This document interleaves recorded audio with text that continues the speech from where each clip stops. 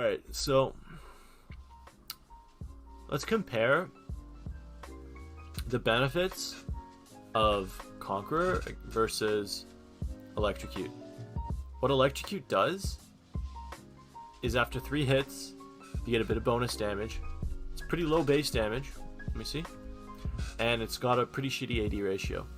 Early game, this does about 50 damage at level 6. Around 50, that's the most you'll really get from it. And then you're also kind of locked into taking a bunch of the domination minor runes, which are like actually shit. Like these runes suck. These runes are okay. These runes are okay. Like they're not that impactful though. The whole design behind the rune page in the first place was domination was supposed to have powerful keystones, weak minor runes, but they've just over-nerfed Electrocute, and with the current state of armor, this is pretty shit. You can hit everything on Zed. You can be level 6, hit everything, and it still won't matter. You'll get them to like 20% at best. You just don't have all-in power. And then what ends up happening if you don't have all-in power, sure, you can poke them a little bit better with this, but if you can't kill them, they know that you can't kill them, and they'll just bully you. This is what happens to me at the high rank, and it just makes it impossible to play. Zed had like a 40% win rate.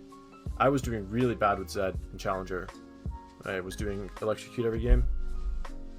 Just the way the meta shifted is just shit. So what you take now is you just go Conqueror. What this does, it just gives you a bunch of flat damage and healing. I've noticed on average, Conqueror is going to heal you as much as Electrocute's going to deal damage. But then also, you're getting a bunch of fucking free damage. And it just really helps the all-in. Like, you can actually just take a complete all-in page. So this is what I do. Conqueror, you can go Presence of Mind or Triumph, it doesn't really matter. Then you go Alacrity, and then you go Cut Down. And then you go Sudden Impact, Ultimate Hunter, Defensive thing. So the logic behind this page is, yeah, you're going to have weaker poke. You're going to have a shittier lane phase. Sure, whatever. Zed's lane phase sucks anyway. He's got the worst level 1, 2, and 3 in the game. Level 4, it gets a little bit better, but it's just really, really bad. So just accept that it's bad. If you go this page, you can just all in them at level 6, and you can just kill them. You'll have so much free damage from it. Talking about the minor runes, so the reason why you want to go Alacrity over Tenacity, which most people are going to be wondering, like, why am I doing that? This does 2 things for you. Oh, there's two main reasons, I guess. Alacrity helps you stack Conqueror faster, which means you're gonna the quicker you get to 10 stacks, the quicker you can all in, which I'll talk about how you should all in a second. And this doesn't do anything. Like, this only help. Sorry, let me restart. You take Alacrity to help you stack Conqueror, but also it helps you do everything else. Helps you push towers, helps you farm, wave clear. It does everything for you. Whereas this only helps you if you get hit by stuns. And as long as you're dodging stuns, you don't need this. So yeah, that's kind of the logic. Alacrity is just a better rune. And then, yeah, never go Bloodline, never go Overheal. And then out of these 3, sometimes I'll switch it up. Most of the time, I'm taking Cut Down, because Zed's base HP and HP scaling is actually very low. It's about the same as a ranged champion. And let's say you're facing someone who's starting Dorn's Shield or Dorn's Ring. They're going to have 10% more max health than you. So you're basically going to have an entire lane phase in which you just do 5% more damage. And if you math it out, if you ult someone and you do 5% more damage throughout the entire combo, you're going to net more damage from this rune than you would from Coup de Grace, because this only gives you 8% after you use everything. Which is why this rune sucks, because on Zed, if you ult someone, triple Q, passive auto attack, E-ignite, they're already below, you're putting them below 40% with your combo. You're not getting any amps on your combo. And this only buffs your death mark, but early game, You don't need that with the setup. So you go cut down. You either go cut down or you go last stand. If the enemy team comp isn't very tanky, or like you know they don't have much health, or they won't build much max health, you can take last stand. This is also a really good rune. Next, you go sudden impact over taste of blood. This is you can do taste of blood, but in my opinion, since you're going all in on the all in, you want to just go sudden impact and really make sure you kill them.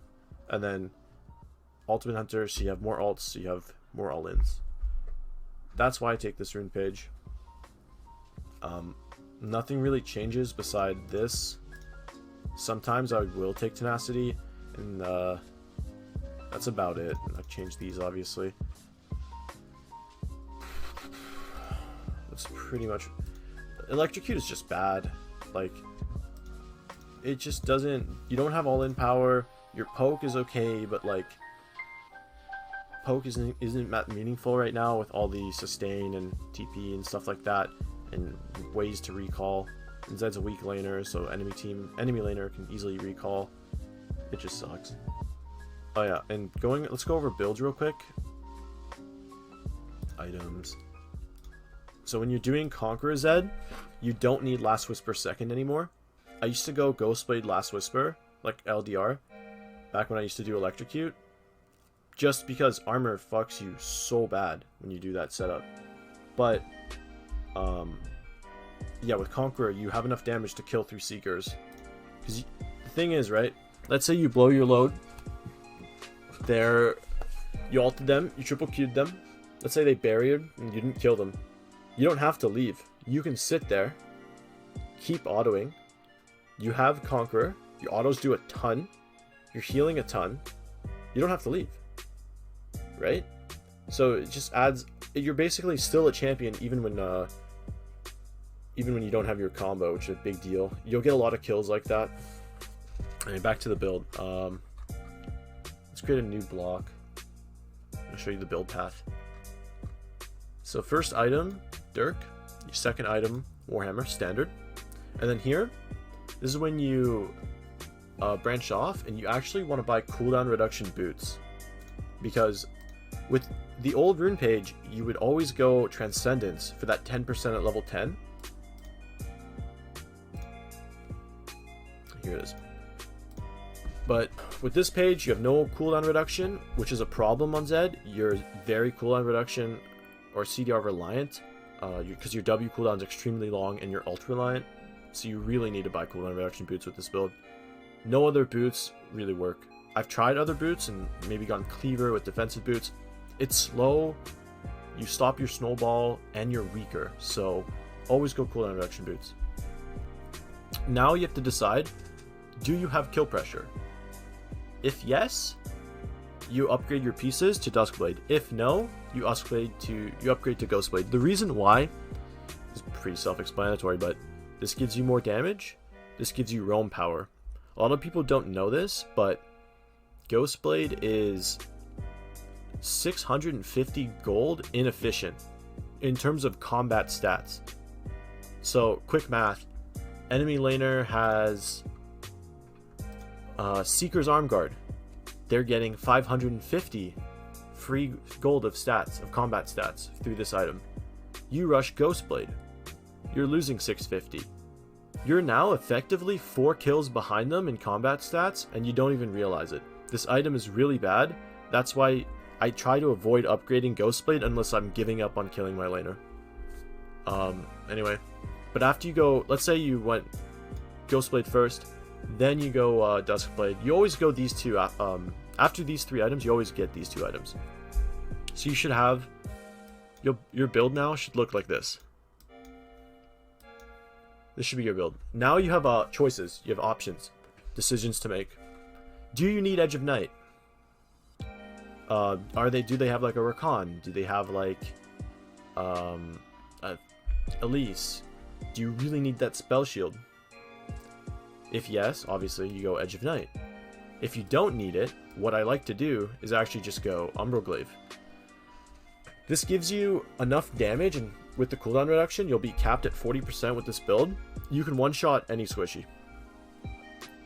You won't really feel that once you reach this point. If you're snowballing, you won't feel the difference between the Electrocute build. You'll be doing the same amount of one-shots.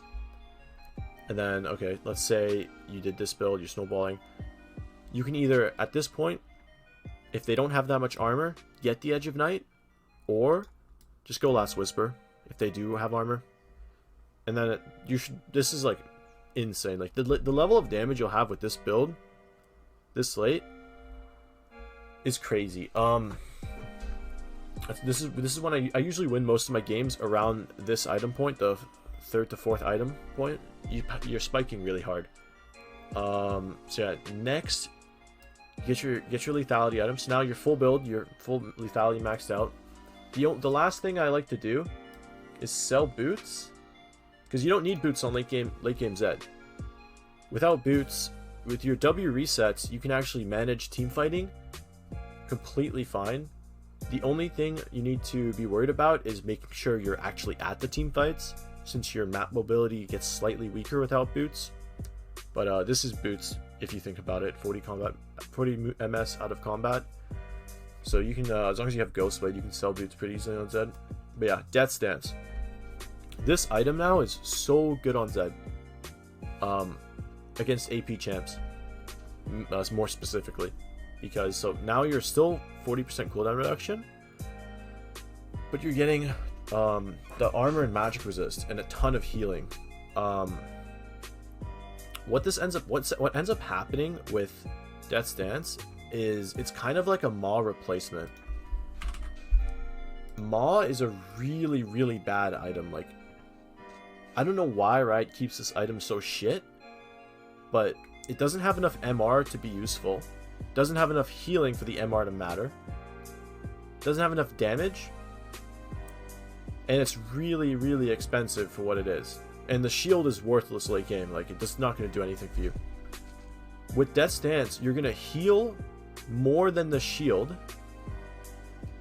that Maw would give you. It's slightly more expensive, but it's worth it. Because the 30 MR from Maw counters the... what's it called? The flat penetration from AP builds. So it counters AP pen boots, and it counters Oblivion Orb. Which means they have to get Void Staff to fight you. But also, because you have so much healing, they also need Morello to fight you. And mages try to only get one of those. They don't like to get both. So this build, against AP champs, you just demolish them.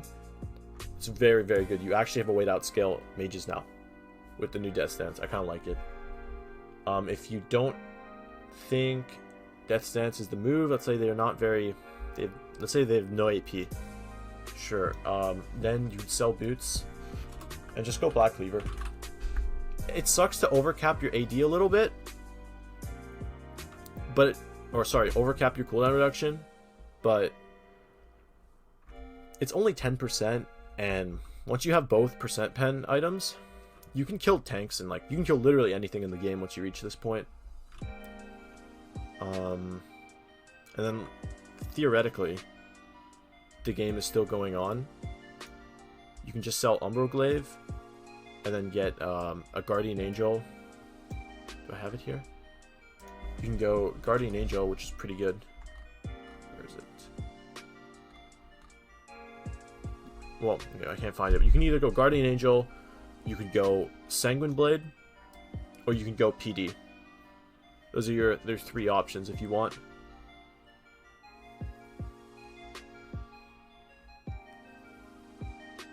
It would be overcapping if you had this build. You would be overcapping. Oh yeah, you can also, if you really want, get that Spear of Sojin as your 7th item, and you'll really 1v9 the game. So that's Conqueror. That's my build. That's what I'm using right now. Winning most of my games with it. Okay, no more fucking Conqueror questions ever again. Please.